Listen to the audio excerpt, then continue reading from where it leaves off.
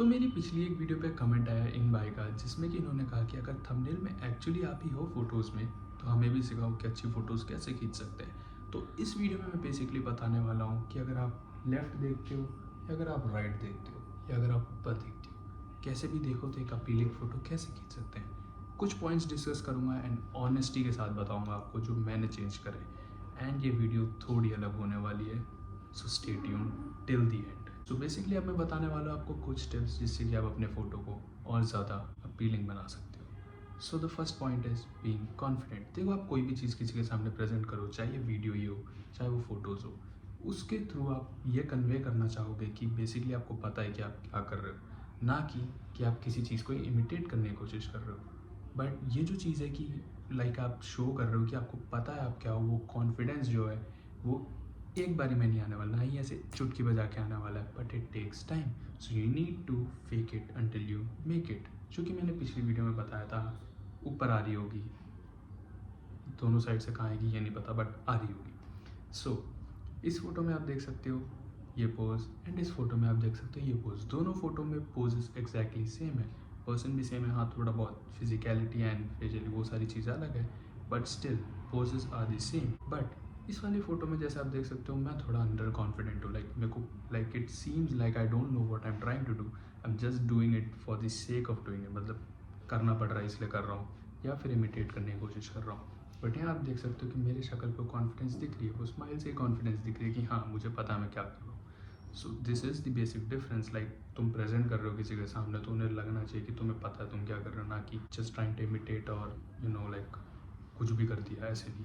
तब बात करते हैं सेकंड पॉइंट के बारे में, जो कि है पोजेस। मुझे पता है बहुत सारे लोग इसी सेगमेंट पे इंटरेस्टेड है कि पोज क्या करें, कि ऊपर देखूँ, नीचे देखूँ, या हाथ को ऐसे रख लूँ, या ऐसे पीछे रख लूँ, या ऐसे ऐसे कर लूँ। नहीं, देखो मैं बेसिकली बता देता हूँ, मैं कोई पोजेस लर्न करके नहीं चाहता हूँ। जैसे कि आप मेरी ये पिक्चर देख सकते हो, इसमें जो पोज है like it looks really aesthetic. I mean मुझे भी लगा था जब मैंने खिंचवा ली थी, बट बेसिकली मैं इस दिन इस माइंडसेट से गया था कि मेरे को एक प्रोफाइल पिक्चर चाहिए बेसिकली।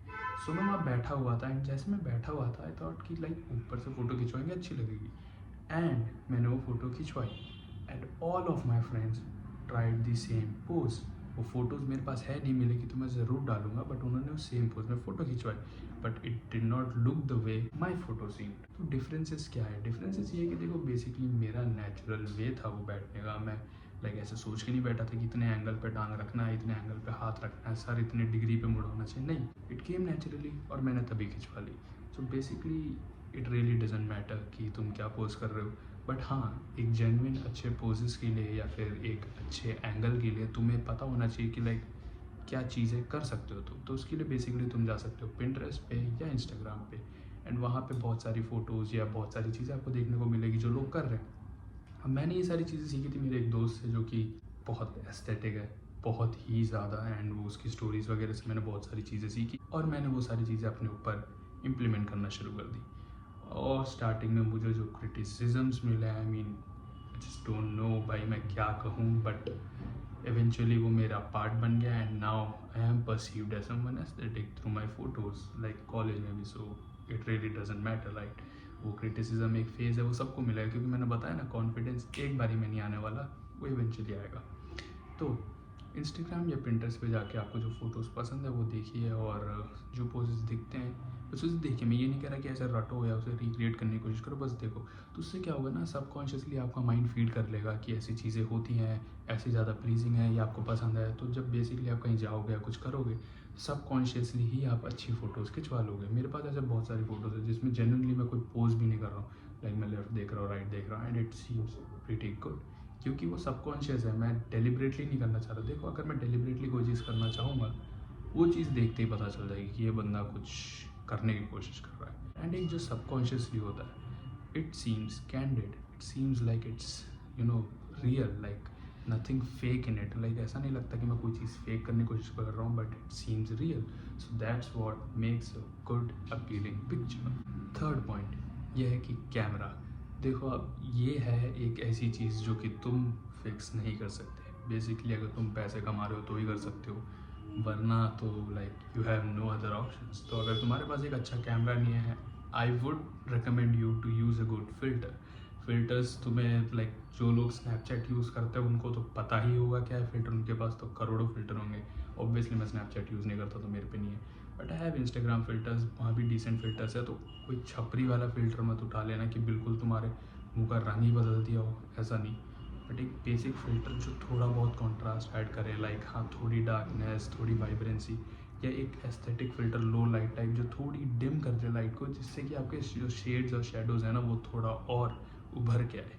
एंड अच्छे कैमरा से मेरा मतलब है, अगर तुम्हारे किसी दोस्त के पास आईफोन है तो आई वुड रिकमेंड यू कि उससे आईफोन लो और उसी से फ़ोटोज़ खिंचवाओ, क्योंकि आईफोन जो होता है ना वो तुम्हारा बैलेंस बहुत अच्छे से करता है कलर्स को, and it is one of the best cameras available. तुम एक एंड्रॉयड और आईफोन को साइड बाय साइड रख के कंपेयर कर सकते हो फ़ोटोज़ में, तो उससे आईफोन पे फ़ोटोज़ खिंचवाओ। एंड अब तो आईफोन में वो डॉक्यूमेंट वाला फीचर आ भी गया है। आई स्टिल रिग्रेट कि वो आ गया, क्योंकि मेरे को भी भेजने पड़ते हैं लोगों को फिर।